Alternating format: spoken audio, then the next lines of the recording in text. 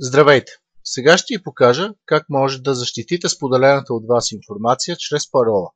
В Windows XP споделените папки и файлове не изискват парола, когато някой се опита да ги достъпи. Това е така, защото Windows XP използва Ghost акаунта, вграден в него, за да осигури достъп на потребителите, искащи информация от вашия компютър.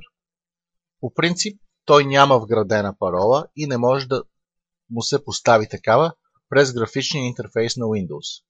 Може да видите от Control Panel, User Accounts, Guest Account, няма възможност за добавяне на парола.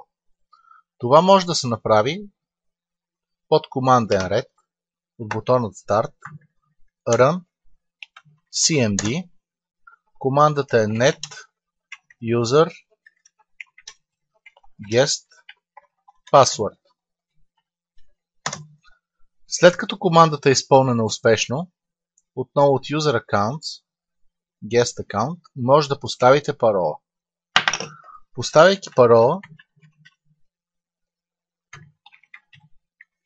вие защитавате споделените от вас папки и файлове.